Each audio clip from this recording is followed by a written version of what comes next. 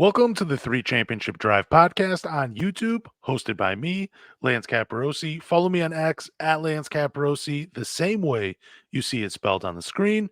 Do us a favor, hit the subscribe button, like the video, but more importantly, tell a Pistons fan.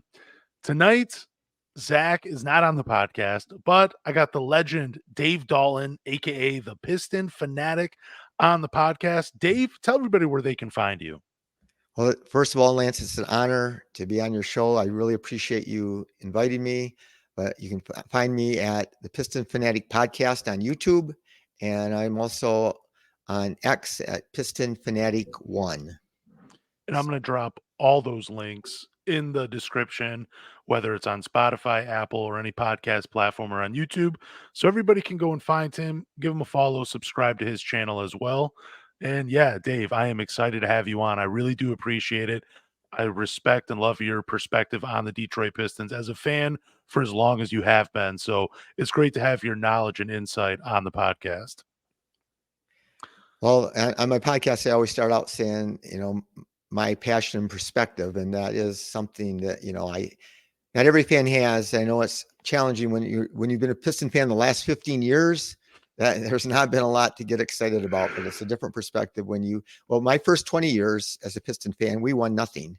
And so that was a long time, from when I started back in the late 60s. And then it took us till 1988 before we won something. And then we won more in 04 and stuff. So I've got to see some winning games. But a lot of people who started watching again in the last 15 years, it's been pretty not exciting. So I have a different perspective though, because I've seen how long it takes and how, the ups and downs of a team. And I'm still a fanatic about the Pistons though. I still love them. Yeah, and you have, even though they didn't win a lot when you were first watching them, you still got to watch some great legendary players in your time. So that's something that even for some fans the last 15 years haven't got to see. It's just been subpar basketball for the last 15 years with really no legends blended into any of that. So at least you got lucky on that aspect where you got to see some legends. So that's pretty cool in itself. Yep. But let's get into this. So it looks like Monty Williams will return as the Detroit Pistons head coach. And when the news dropped, so did the hearts of most Pistons fans. As an emotional Pistons fan, I think this is the worst decision because when I watched the Pistons last season, I didn't know what they were running on offense. There was no clear picture of what they were doing. And the lineup changes reminded me of a middle school basketball coach with the platoon substitutions.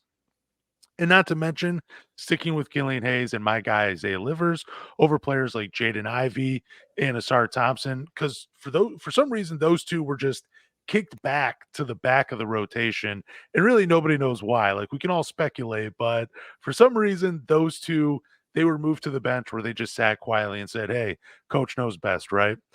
But as the more logical and reasonable Pistons fan, I probably shouldn't really use logical when I say this next part. I think it's not as bad as a decision because last season the team was dysfunctional in terms of fit and lacked NBA talent and veterans, where I think Monty Williams was probably just like scraping whatever rotation and seeing whatever would stick each and every game. So I guess I don't blame him in that regard, even though it was really wonky throughout the season. But Dave, is this a good decision or a bad decision for the Pistons to stick with Monty Williams?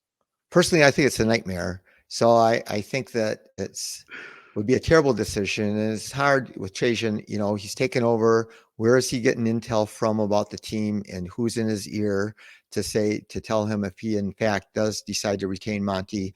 But I just think there's too many reasons that he doesn't deserve to come back. And I'm a coach and I love coaches and I think coaches get criticized way too much. It's very easy to criticize coaches. I used to criticize Chuck Daly because he didn't play Dennis Rodman when he was young and he was so good. And, and then finally Mark Aguirre said, "Hey, Chuck, let Dennis start." And, we took off. But I see that with a lot of players. Larry Brown wouldn't play Mehmet Okur. There's always different lineups, but those were just like one player here and there that you would really criticize the coach from. But here, there's a whole laundry list of things that Monty Williams has done. And, coaches, I would not be surprised. If Monty's comes back next year, we could win.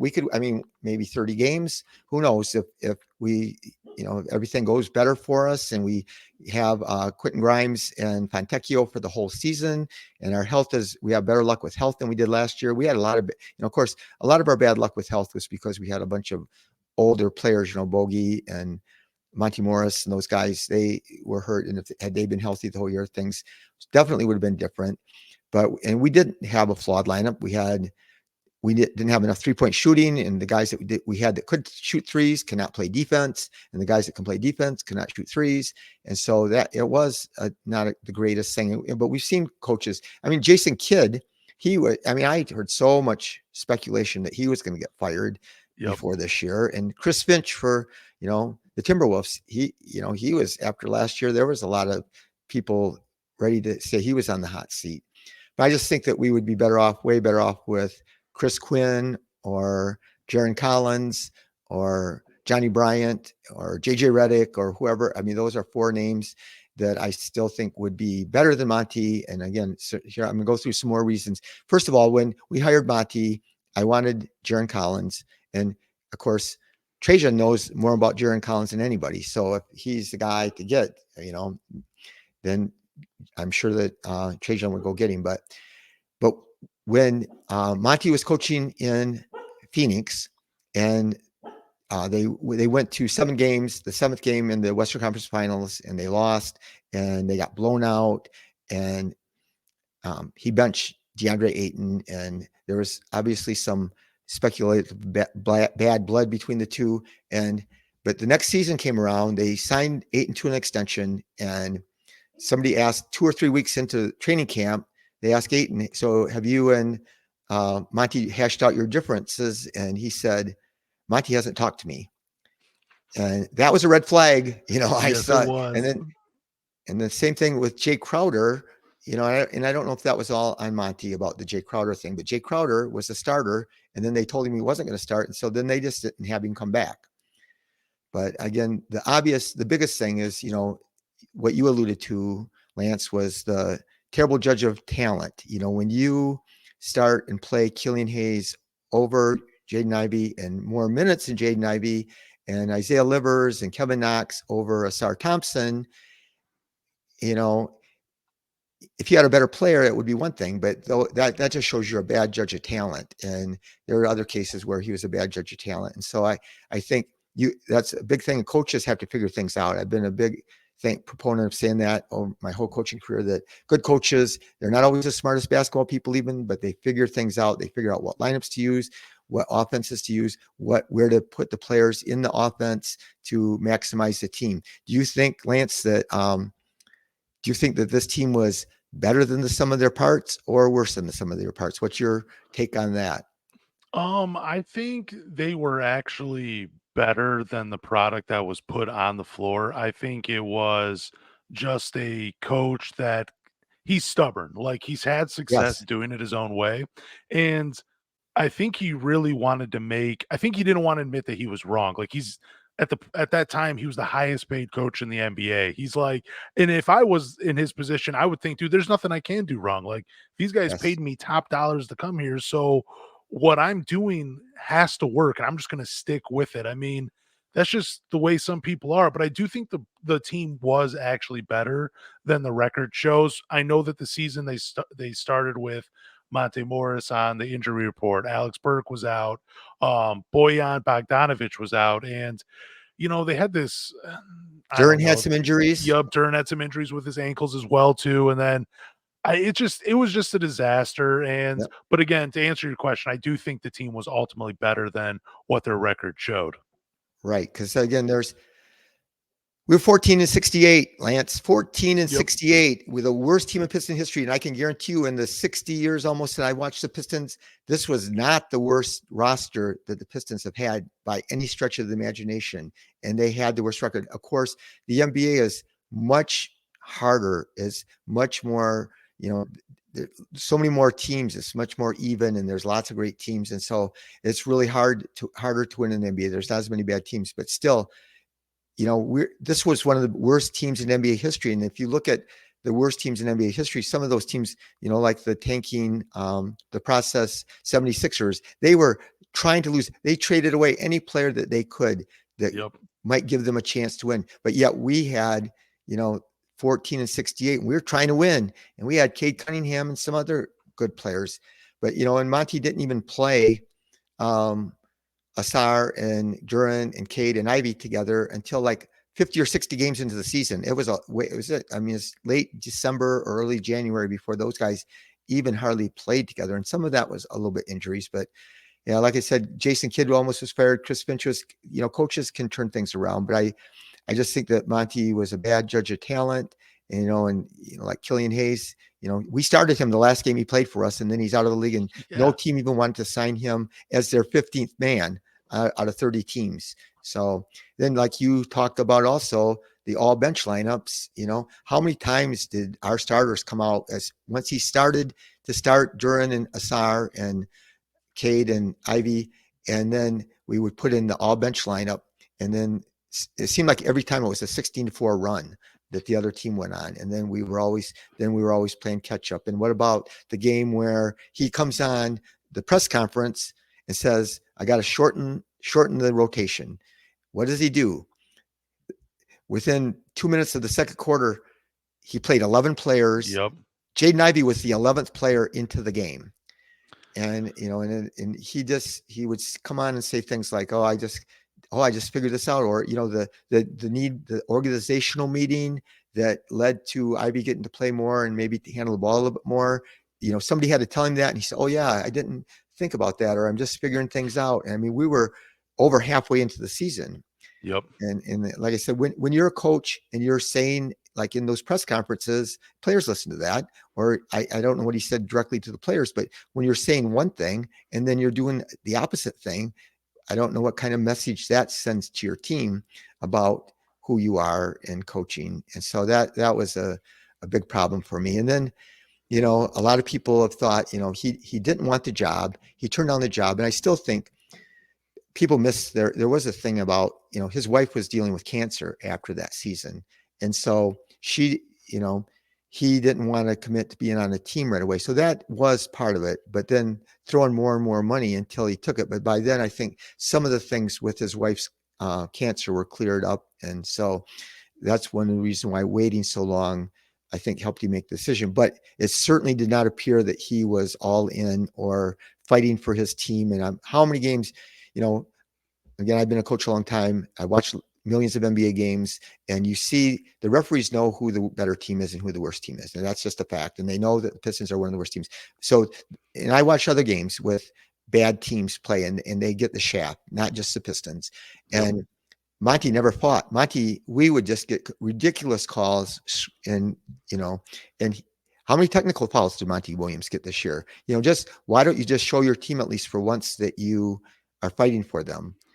And again, I really feel like nobody really improved except for Cade, and there's lots to talk about Duran, and he needs to be better on defense. There is no doubt he has a lot of talent. But he where was he? He doesn't block any shots. He's never seems to be in position, but it's up to the coaching staff to break down film and run drills and try to get him to be better. And there just didn't seem to be any improvement with anybody or the team, our offense or our defense. There was like no improvement. And you had the whole year to improve. And, it was so weird. Asar, I didn't expect him to start. I wasn't necessarily for him being drafted because he couldn't shoot. And he played for Overtime Elite, and they played mediocre competition. And he is way better. I love watching him play. He is one of my favorite players in the league to watch. I love him watching him play so much that I will watch Houston Rocket games so I can watch him in, just so I can pretend I'm watching Asar. So? That's amazing. Yeah, but I love the way he plays. But I was with you. I mean, I heard you mention. So I was Cam Whitmore all the way in that draft. And if you watch what he's done at the second part of the year, he was incredible. And he can shoot the lights out, and he can dunk on everybody's head. And the next guy I wanted was Taylor Hendricks. If there was a Taylor Hendricks in this draft, I would want to take him with the 5th pick, even though people undervalued him.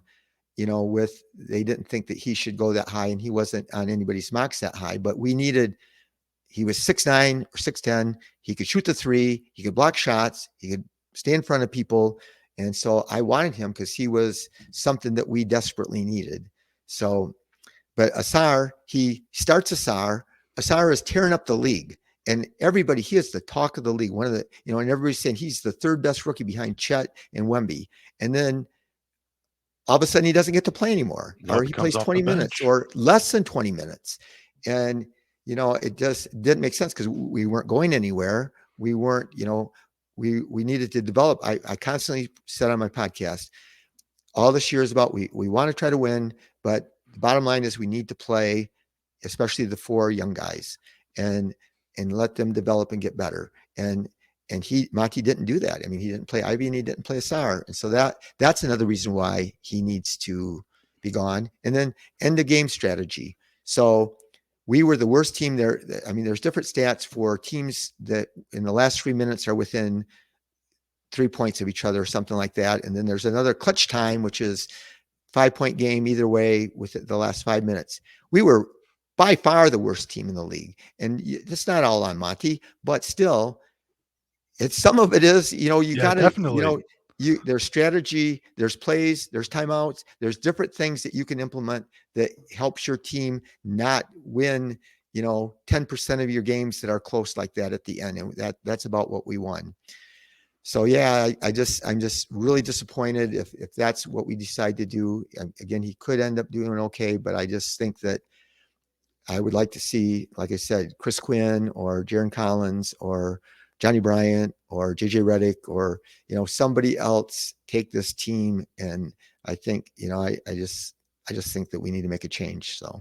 No, and you're right. I mean, there's a lot of reasons not to like Monty Williams. And I mean, you ran through all of them, which was great because you really you can't, with some coaches, you can just kind of point to one thing like, hey, in game adjustments, there just weren't there. But with Monty, it's just this long laundry list of things that he just doesn't do right. And I mean, like I said earlier at the top of the podcast, like the emotional fan in me is like, no, get rid of him. But the reasonable fan is like, yeah, maybe the roster was bad and he was dealing with injuries and this and that.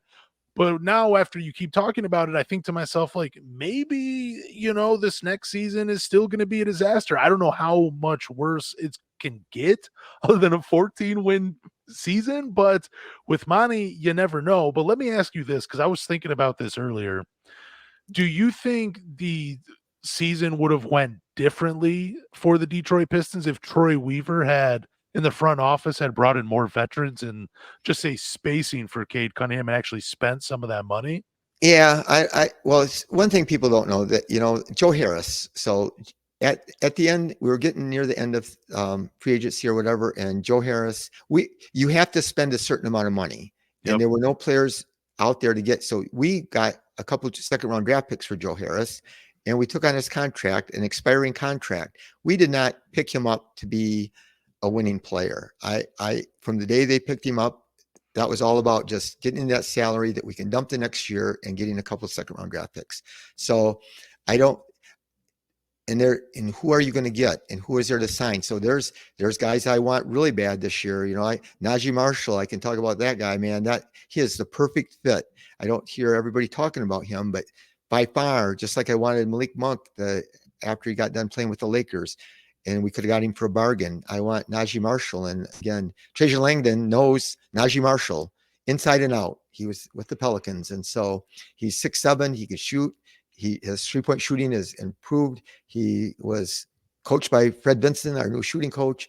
And, and then there's Jalen Smith. The Pacers, we have way too many power forwards and stuff. And so, we could take advantage of that and get somebody. He shot like 42% on threes. And so there's guys like that, but there's not necessarily always guys that you can pick up. And again, Monty Morris, that's not Troy's fault.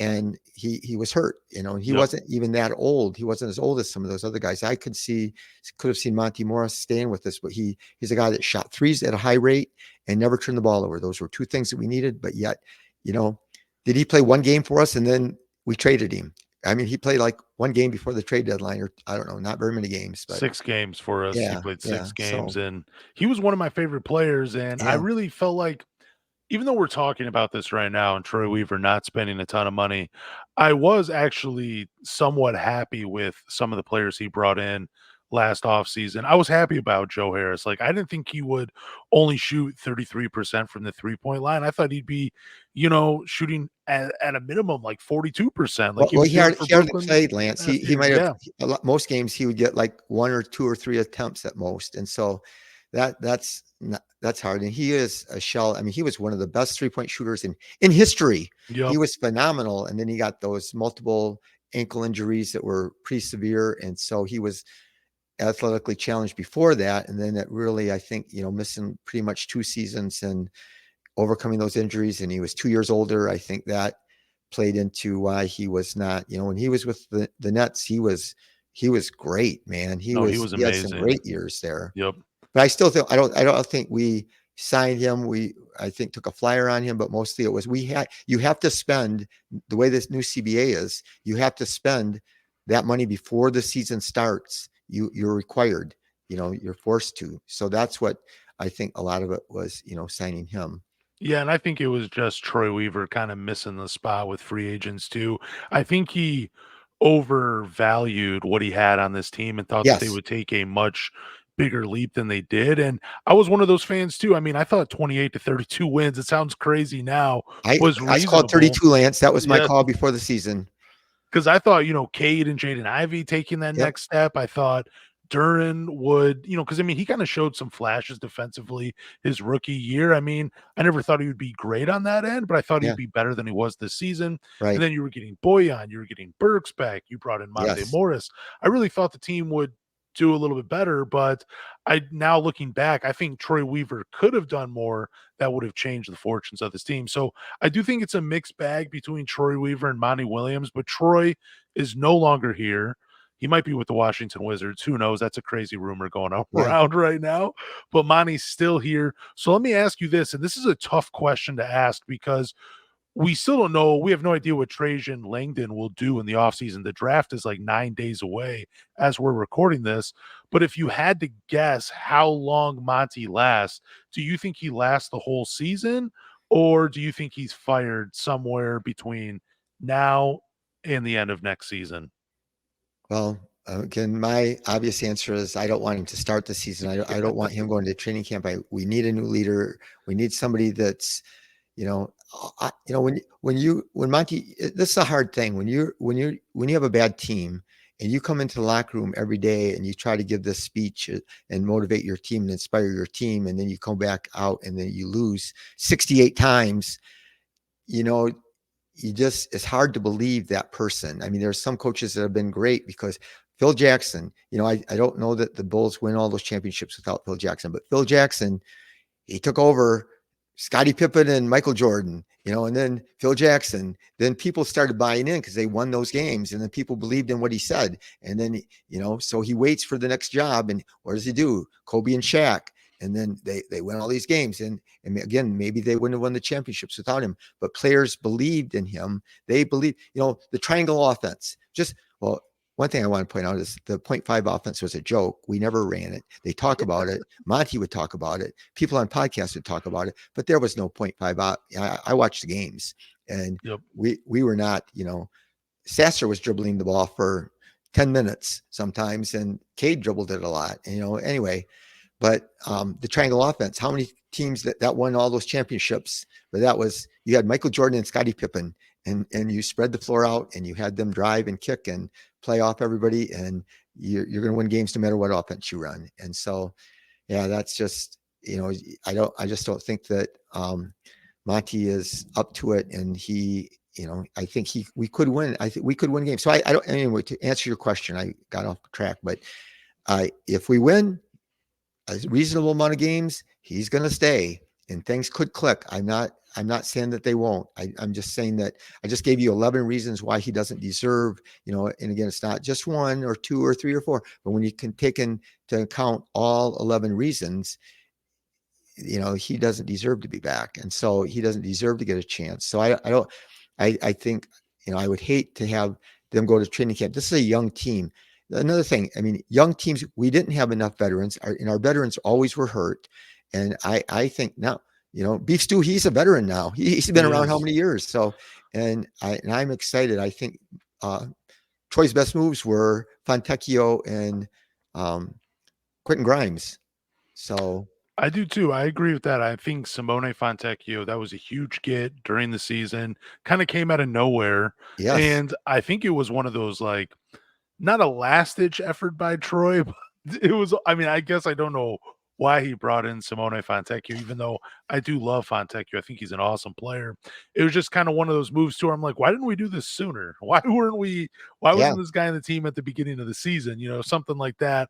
I think there's also a point, and I know we'll get back on track here in a second, but okay, when it comes to Troy Weaver, I think there was he was he was good at evaluating talent when he saw it firsthand.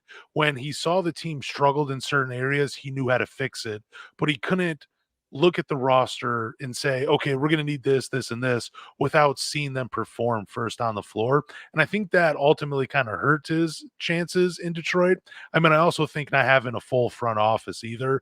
I right, think he was just given too much to with his first time having a job with a professional organization as kind of like the leader of the front office. I think there should have been other people in place to kind of help push him along, and I think it might have went a little bit differently.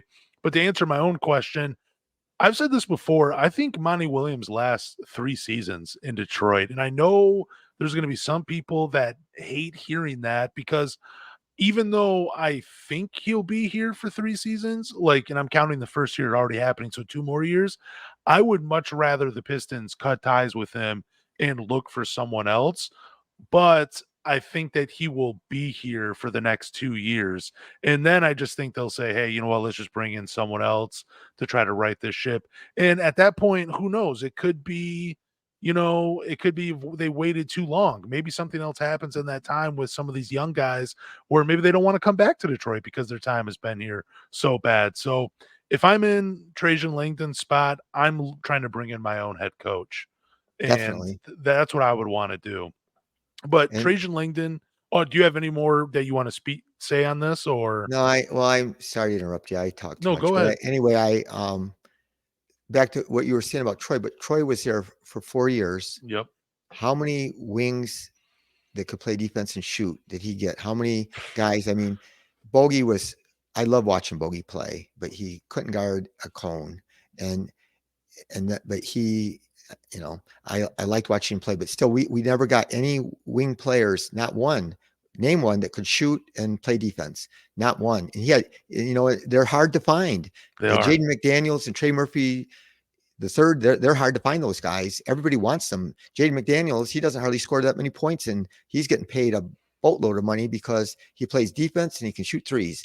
And he never found any. He never drafted any, and he never signed it, traded for any, and he never signed any free agents that could shoot the three and play defense. And so that was part of the biggest downfall for Troy, in my opinion. So along with other things, but I mean,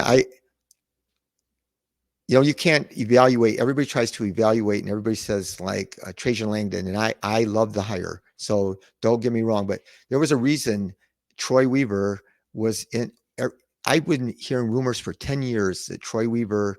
Why isn't anybody hiring Troy Weaver? Why isn't anybody? He's with OKC back when Durant and but we never know how much these guys had. They never were the number one guy. Trajan wasn't the number one guy, and Troy wasn't the number one guy who who drafted those players. We hear speculation just because a guy was part of this organization, but I think there was a reason that Troy didn't get hired for those 10 years. There's a reason that people passed him over all the time.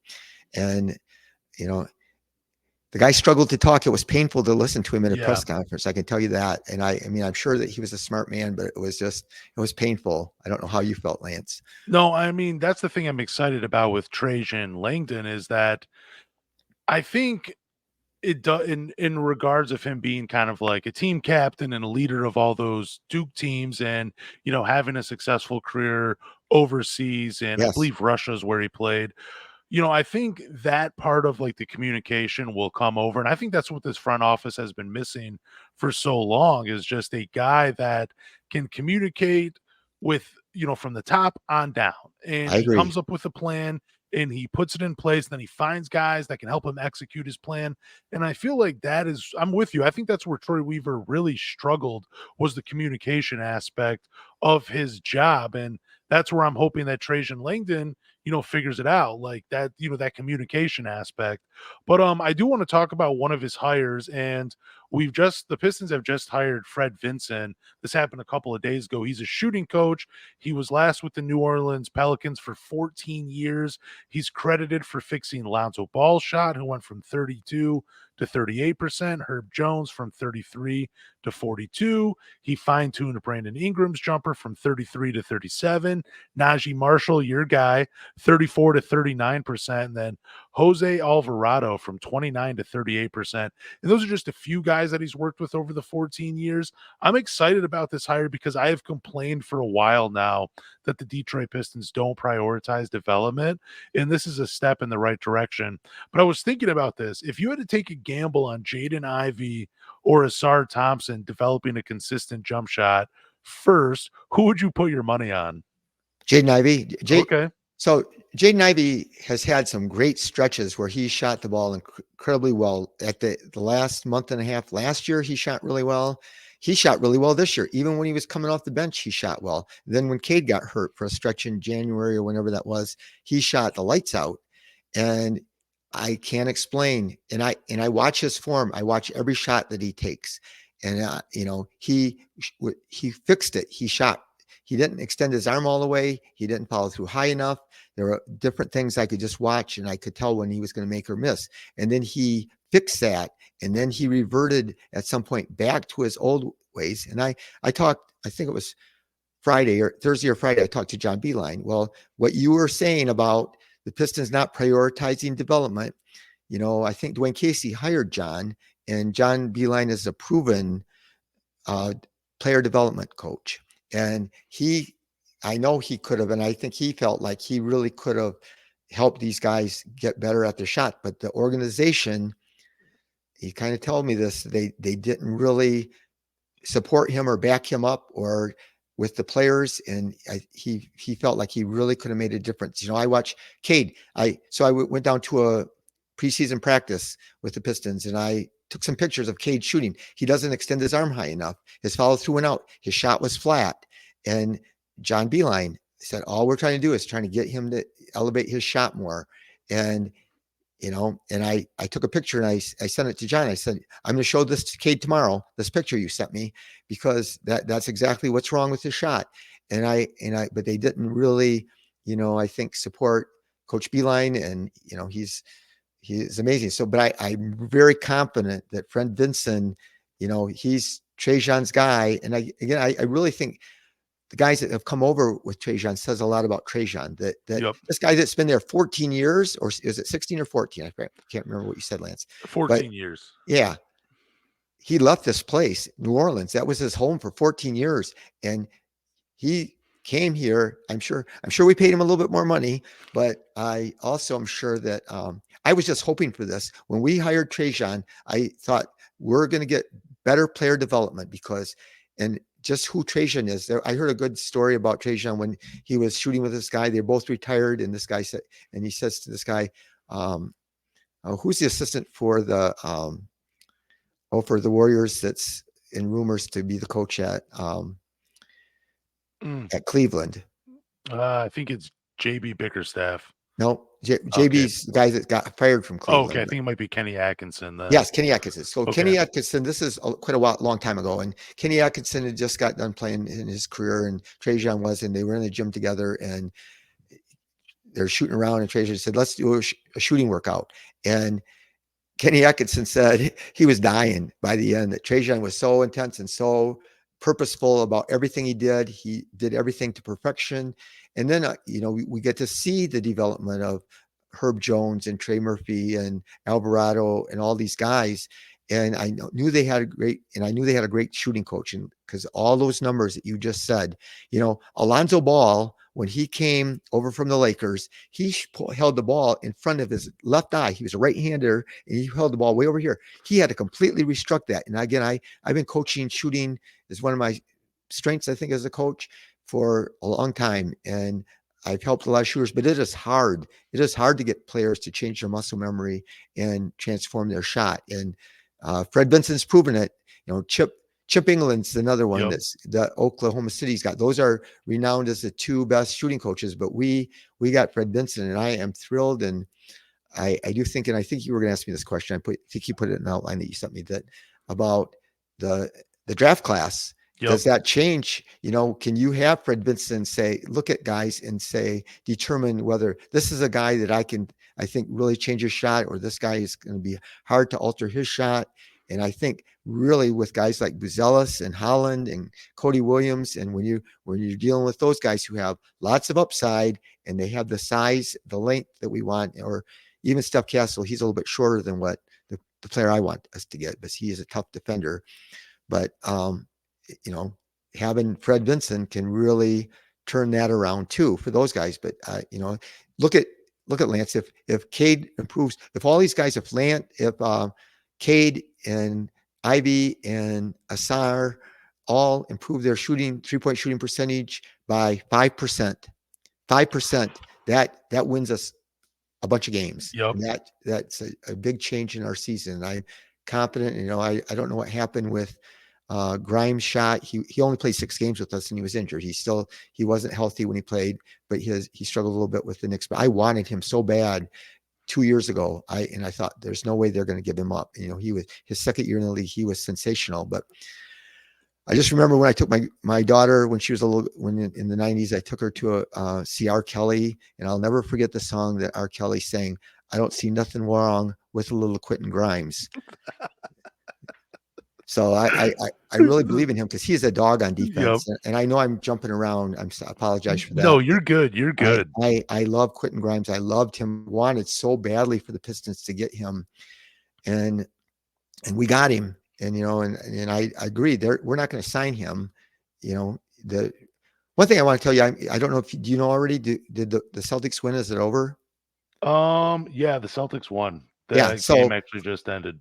So now things are starting, Lance, right now, because the new CBA teams can now sign their own free agents starting tomorrow or maybe tonight. I don't know. They can sign their own free agents. So we're going to find out about Najee Marshall and Jalen Smith, for example. He has a player option, but it's only for like $5 million. So I'm sure that he's going to opt out of that. And so we're going to find out before free agency what teams are going to sign, even the restricted free agents that might be available, Patrick Williams or who else we might want to sign that are restricted free agents, because teams will, if they're really high in their priority list, they probably will sign them right away. But yeah, I did want to there are some we're going to get, I believe free agency starts immediately after the finals ends.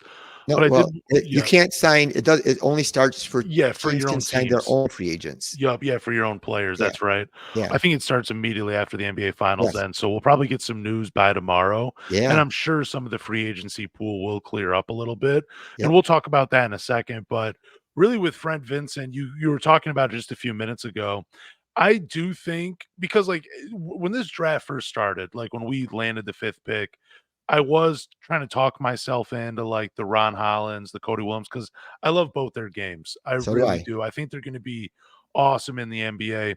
But I was one of those fans that was like, look, the Pistons struggled developing guys. I don't want to sit through, another season where you're not seeing much progress, from day one to the end of the season. I mean, some guys grow definitely on their own, but without the right development, the right support system, it's hard for guys to come up in a system. So I was like, all Dalton Connect, just give me the guy that's 23 years old that can shoot the ball. That's fine with me.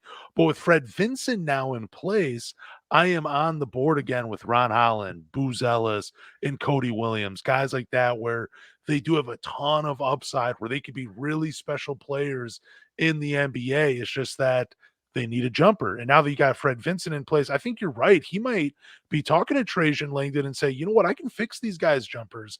Yep. This is what they need to work on. Let me get in the gym with them for a few hours because man, I just remember San Antonio trading George Hill on draft night for Kawhi Leonard, and the only thing they talked about with Kawhi Leonard was if he could get a consistent jumper, he could be a real special player. Then he goes to San Antonio, Yep. and I've always been jealous of that organization, not because they beat the Yes. Pistons in the '05 finals, but because they can develop their draft picks and keep them there for a while. I mean, I know Kawhi ended up leaving, but it's And just, they yeah. had Chip England there. Yep, they did, exactly, and now OKC has them, so I'm Yep. jealous of that franchise, that And their organization. guys have improved their shooting tremendously. Oh, yeah, they definitely have, but speaking of Trajan Langdon and some of these free agents, now we've seen him bring in, more of his guys like Michael Blackstone, Fred Vinson, J.R. Holden was a friend of his as well, and I believe played with him overseas, and I think they actually made, like, the All-European, All-EuroLeague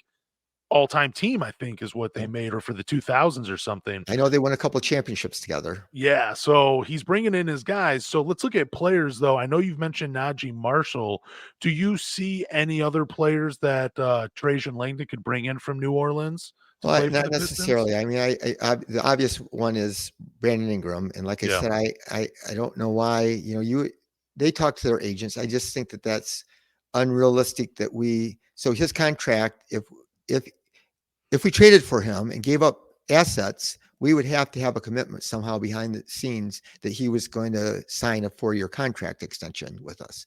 And that's going to cost 40 to 50 million a year. Again, the Pistons are going to have to overpay for whoever they get to come because they're not going to want to come there. But I just can't see Brandon Ingram wanting to come play for the worst team in the league unless his relationship with Trajan is so strong. But the good thing is Trajan knows these guys inside and out. And so I think that's, will play a factor. But I listen to a lot of different podcasts. I listen to the Pelicans podcasts, and their guys said, well, it's Pelicans because they also valued Trajan and thought that he's awesome. But they also said that because he's come to the Pistons, that was bad for the Pelicans because that means there's one less team they'll probably trade for Brandon Ingram. So he was implying the same thing with Cleveland. If James Borrego goes to Cleveland, then Cleveland's going to be out of that, not wanting to trade for Ingram. They're saying that those guys that are around him every day don't think that he's that great. I mean, that's the only take I could take why the Pelicans, guy said that. So Oh, it's really? interesting. I Yeah. just don't know how many other players there are that, I don't want CJ McCollum. I know that.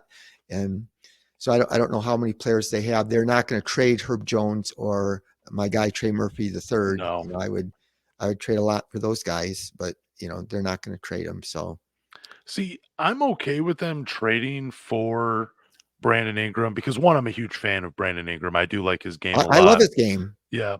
and I But love his size, and I love the fact that he can score the ball. And he can like you definitely said score. earlier, his passing. I mean, he averaged like 5 or 6 assists this year, and he's not even the point guard. And a lot went through Zion, so that's really impressive. Yeah, the reason I don't mind them trading for Brandon Ingram is because of Michael Blackstone, who was brought in for his contract negotiations, where he came up with like this non-guaranteed, fully guaranteed, with all these incentives for Zion Williamson. So I'm like, maybe the contract, if they do bring in Brandon Ingram, they can sprinkle a lot of incentives in there where maybe it keeps him on the floor here to earn more money. So I don't know. Like, I'm not as nervous about trading for Brandon Ingram because one, I love his game, but also the Michael Blackstone part of it all is Yeah, this but guy, he can negotiate contracts. I think I disagree with you a little bit. I Okay. don't think that if he's going to be unrestricted free agent after next season, and we trade him Ivy or whatever, or Stewart and Ivy, or the 5th pick or whatever we have to give up, and he's going to be a free agent. And there's somebody that's going to pay him a bunch of money. Somebody that's a contender is going to want to pay him a bunch of money, and he's going to want to go to a contender if he has his choice. And so all the negotiations in the world aren't going to get him to come to a 14-win team. And I don't want a 14-year-old team. He's been injured. Of course, a lot of guys in the NBA are injured, but when we lock up, 40 or between 40 and 50 million a year for 4 years after next year for a guy that's aging and injured. It's not as bad as, I was so ticked off when, a lot of your listeners are going to hate me, but Blake Griffin, I was so mad when we made that trade. We traded a first round pick, and we traded my guy Tobias Harris, who was, I loved him, and he ended up being an all-star when he went to the Clippers. And Blake was injured all the time, and he was making a max contract, and he was old. And then sure enough, we have him. Did we have him 3 years or 4 years? He played 1 year for us. And the last year he played for us, he was out on the court, but he never even got inside the 3-point line. And all the things, all my worst fears were realized with him. And Blake and Brandon Ingram's younger, a lot younger than Blake, and not as injury prone as Blake. But he's still going to make a lot of money. And I just don't think we're at that point. I just want to see those guys like Najee Marshall. I want us to sign some guys like that can play D, and it's tough. He's tough, like him. He's got a lot of toughness, and just like Grimes has a lot of toughness. And we need some of those tough defenders to come in and play for us. And if we, my dream season for us, Lance, is for us to play the young guys. And I'm not against trading Ivy or Duran and the 5th pick. I'm all for that. Yeah. But what are you going to get, Lance? That's the deal. You got to find somebody that's going to give you something valuable. If they're going to give you some good picks, I'm not confident that we're going to get that many. I do think that if Klingon falls to number 5, I think there will be multiple teams that try to trade up. But I don't think he'll make it to 5. But if he did, I think for sure we would be able to trade back. The thing about trading up is when you trade up, you wait to draft night before you do it. And then you know who you're going to get. You make the trade just before the pick. But when you trade back, you don't know who's going to be left. But I agree with you. There's a whole bunch of guys about that we could get that you named off. And there's different things of thought. How many guys, look at Jaden Ivey and Benedict Mathurin and Keegan Murray and Jalen Williams. Those guys, if they would have been drafted after their freshman year, like Cody Williams is a freshman, their stock was way low. They would have been taken way at the end of the first round if they would have been drafted. And they came back a year, but they improved a lot. A lot of young guys really take big steps.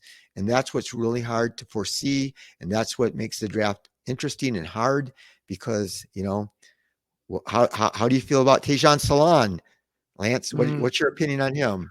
So I don't know a ton about him because I've really just been focusing on guys like Cody Williams, Ron Holland, Booz Ellis, Reed Shepard, Donovan Cleon.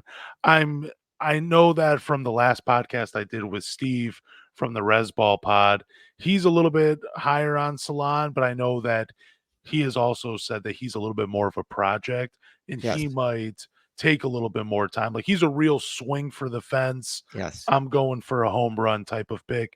But who are your 5 guys at 5 that you've been watching for the Detroit here's Pistons? one thing I want to talk about real quick, and Okay. I don't do anything real quick, but the Detroit Lions in 2023, Brad Holmes drafted who did he draft? He drafted all these guys he drafted Gibbs, and Gibbs, when Gibbs was drafted, what did all the announcers say that were covering the draft? Well, we like Gibbs. Gibbs is an awesome player, but he could have picked him way later. We don't think it's a good value for that pick. Jack Campbell, same thing. They said the same exact thing.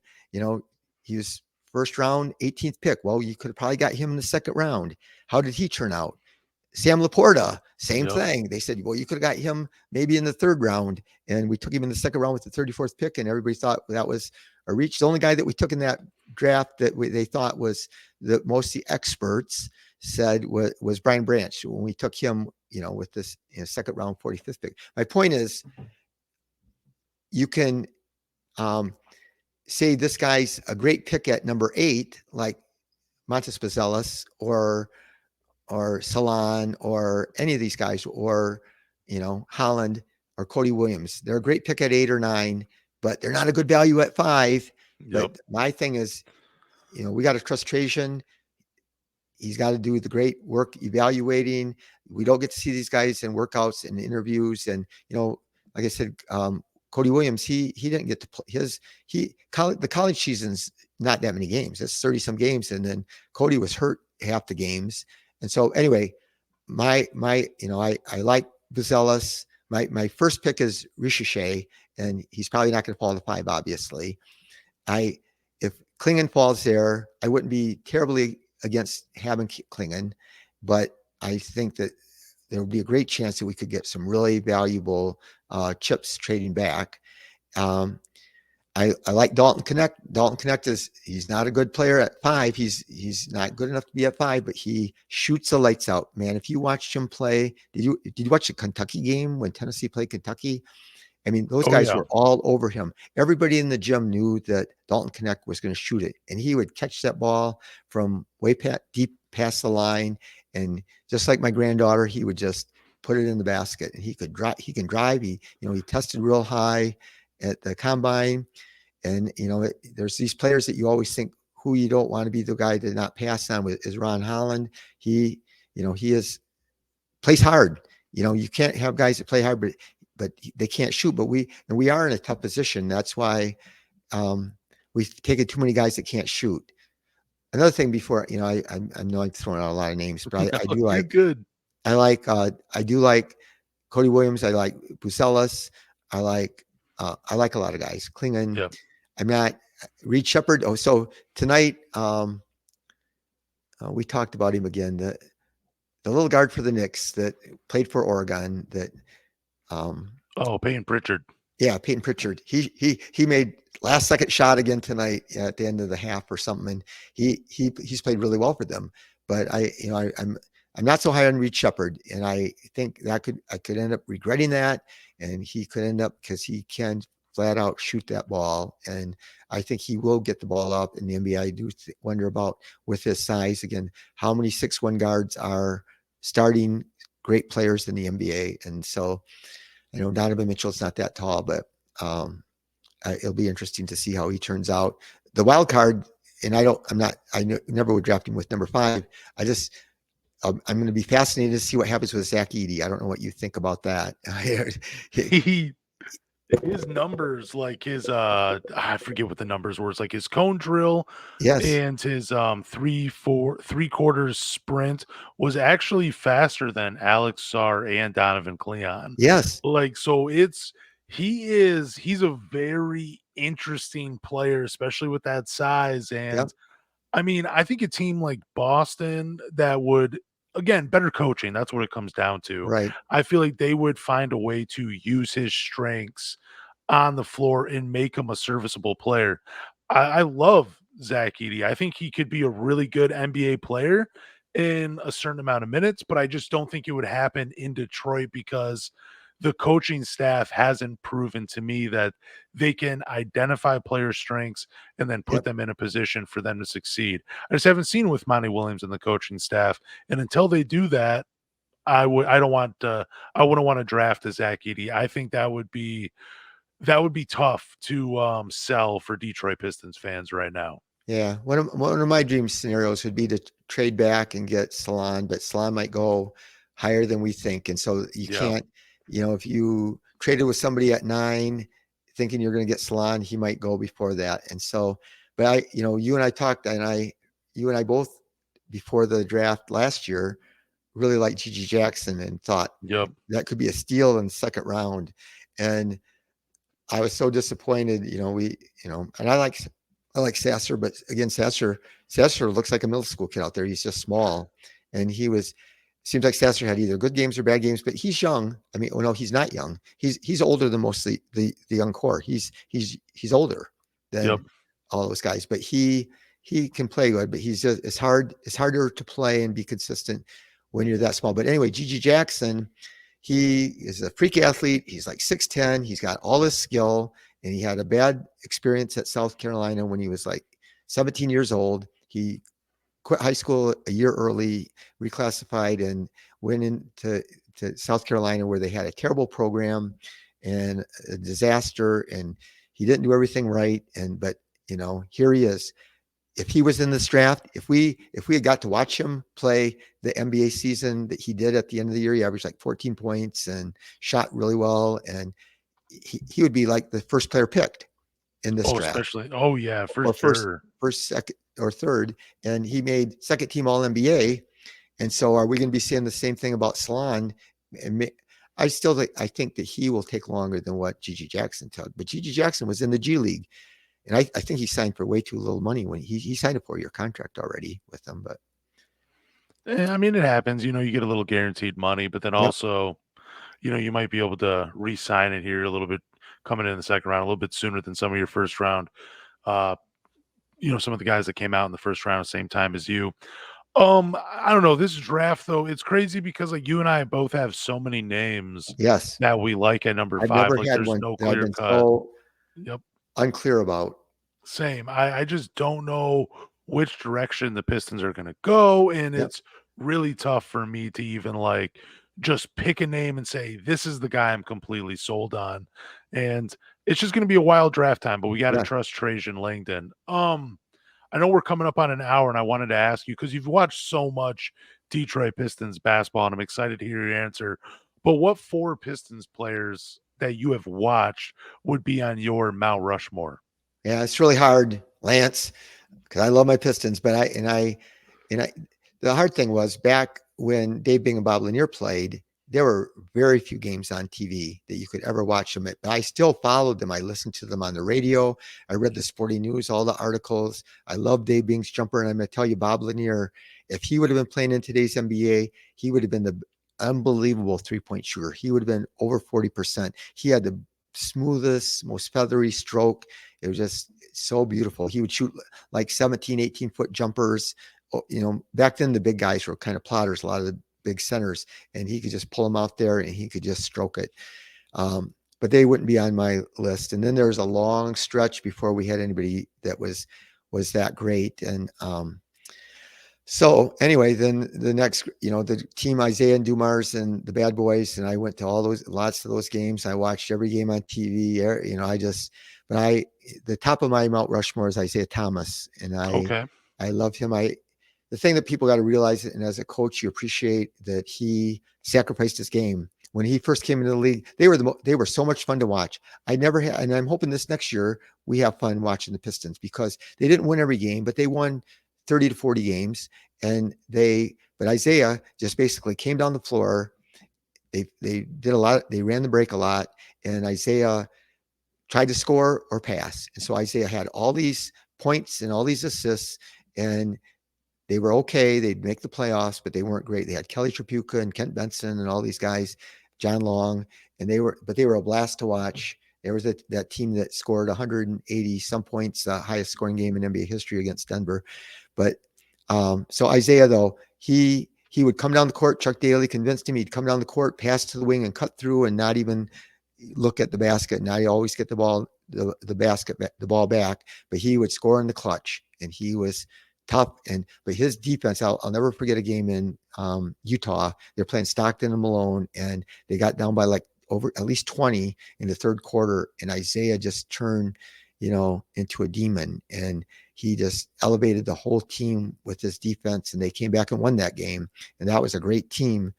And I just love Isaiah, and plus he was fun to watch. He was a great, phenomenal ball handler, and he could shoot the ball. And again, if he were in today's NBA, he would be a lot better at shooting threes. He would have made a lot more threes. And it's just sad that they didn't.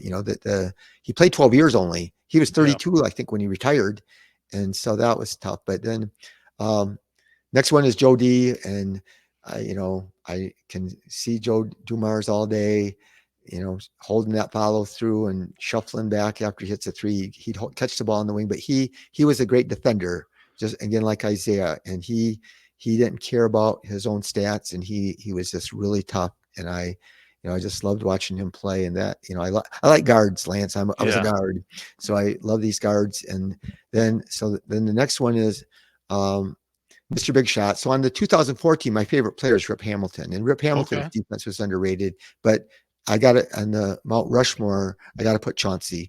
Same thing as Isaiah. Chauncey never even looked to score hardly until the fourth quarter. And he would just get the ball. Rip would curl off those pin downs, and he would deliver the ball right in the shooting pocket. And Rip would just quick lightning release and make those shots, but they were leaders. They were leaders that people believed in, and they were people that followed them, and they were unbelievable leaders by their work ethic, but also they led verbally.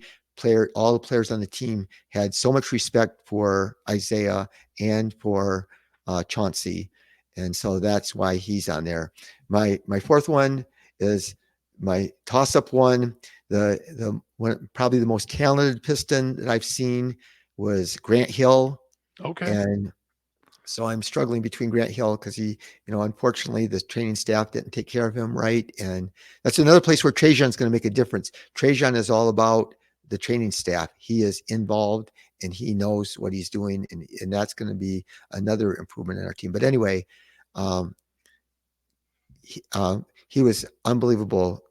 Grant Hill was unbelievable. His complete game. He even back then he hired his own personal shooting coach. He paid this guy from Duke to come along with him on the road and the whole season to try to improve his shooting. But he could play D. He was a tremendous passer, and he could rebound. He just was unbelievable. And if my one decider there, I ended up going with Grant Hill, but close behind him is Dennis Rodman, the Worm. There was never anything like that. A guy that's 6'8", that leads the NBA at least 4 seasons in rebounding at 6'8", when there was all these 7-footers back then. And he didn't lead the league by like 1 rebound. He led them by a significant amount.